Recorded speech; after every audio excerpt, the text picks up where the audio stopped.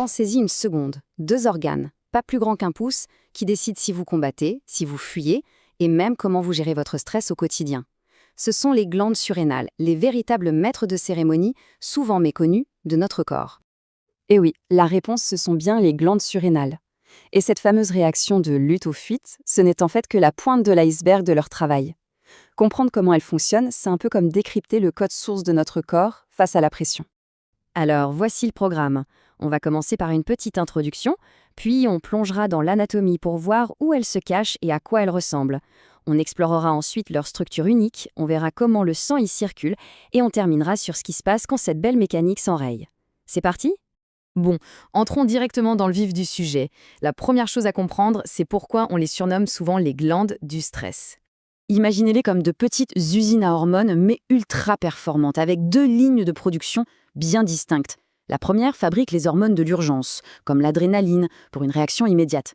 La deuxième, elle produit les hormones de la régulation, qui gèrent tout sur le long terme, le métabolisme, la pression artérielle. Bref, un double rôle qui est juste vital. Allez, on sort la loupe et on va voir de plus près où se cachent exactement ces petites centrales électriques et quelle forme elles ont. Vous allez voir, leur anatomie nous en dit déjà beaucoup sur leur fonction. Et voilà, on les voit bien ici. Chaque glande est posée juste au-dessus de son rein, un peu comme un petit chapeau ou un béret. C'est d'ailleurs de là que vient leur nom, surrénal, littéralement sur les reins. Logique, non ? Pour être encore plus précis, on les trouve juste à côté de la 12e vertèbre thoracique. Et, fait intéressant, elles ne sont pas parfaitement symétriques. La glande droite est un tout petit peu plus basse, tout simplement pour laisser la place à notre plus gros organe, le foie. Et ce qui est fascinant, c'est qu'elles n'ont même pas la même forme. La surrénale droite a une allure plutôt pyramidale, bien triangulaire, alors que la gauche, elle, est plus allongée. On la compare souvent à une virgule. 2 formes bien distinctes pour des organes jumeaux. Pour vous donner une idée de leur taille, elles font entre 4 et 5 cm de long. Et leur poids, entre 6 et 10 grammes. C'est à peine le poids d'une pièce de 2 €, c'est minuscule. Leur couleur est un jaune-brun assez caractéristique, et malgré leur apparence ferme, il faut savoir qu'elles sont extrêmement délicates. Leur emplacement n'est pas anodin du tout. Elles sont en contact direct avec des voisins très importants. Devant la glande droite, on trouve la veine cave inférieure et le foie. Et devant la gauche, on a le pancréas et l'estomac. C'est un voisinage crucial, notamment en chirurgie. Et si on regarde vers le centre du corps, là, c'est le grand luxe. Elles sont littéralement collées aux plus grosses autoroutes sanguines de notre corps. La glande droite longe la veine cave inférieure et la gauche est juste à côté de l'aorte. Elles sont vraiment au cœur de la circulation. Allez, on passe à l'intérieur. Et c'est là que ça devient vraiment passionnant. Parce qu'une glande surrénale, eh bien, en fait, ce n'est pas une glande, c'est 2. 2 glandes distinctes qui ont fusionné pendant notre développement. Regardez cette coupe. Elle nous révèle tous leurs secrets. C'est vraiment 2 mondes en un. Pensez à un avocat.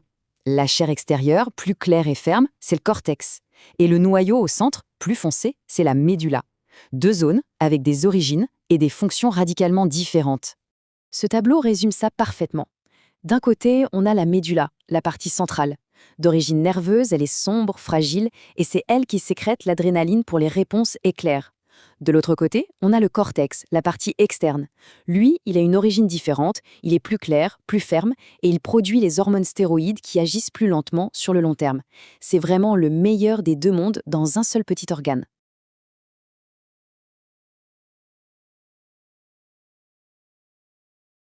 D'accord, on a nos usines à hormones. Mais pour que ces hormones agissent partout, il faut un système de livraison ultra efficace, non ? C'est là qu'intervient la vascularisation, tout le réseau de vaisseaux sanguins qui les irrigue. Et pour fonctionner à plein régime, croyez-moi, elles sont bien servies. Chaque glande est alimentée non pas par une, non pas par 2, mais par 3 artères différentes. C'est une sorte de triple sécurité, une garantie absolue qu'elles ne manqueront jamais de carburant. Et pour la sortie des hormones, c'est tout aussi bien pensé. Le sang les emporte via une seule grosse veine par glande. Mais attention, le trajet n'est pas le même des 2 côtés. À droite, la livraison est directe dans la veine cave, l'autoroute principale du retour sanguin. À gauche, la veine fait un petit détour par la veine du rein avant de rejoindre le grand circuit. Un détail qui, pour un chirurgien, change absolument tout. Maintenant qu'on a vu toute cette belle mécanique, il faut bien se demander qu'est-ce qui se passe quand ça déraille ? Parce que comprendre l'anatomie, c'est aussi la clé pour comprendre les maladies. Parce que oui, quand cet équilibre est rompu, les problèmes peuvent être très sérieux. Le syndrome de Cushing, par exemple, c'est un excès de cortisol qui dérègle tout. À l'opposé, la maladie d'Addison, c'est quand l'usine ne produit plus assez, provoquant une fatigue extrême. Le syndrome de Cohn, lui, c'est un excès d'une autre hormone qui fait monter la tension en flèche. Et enfin, le phéochromocytome, une tumeur, peut libérer des vagues d'adrénaline. On voit bien que chaque défaillance a des répercussions énormes. Et tout ça nous ramène à notre question de départ, qui est assez vertigineuse quand on y pense. Comment est-ce que des structures si petites, qui pèsent presque rien, peuvent détenir un tel pouvoir sur notre énergie, notre humeur et notre capacité à faire face au monde? C'est ça toute la puissance de notre corps, concentrée dans les glandes surrénales.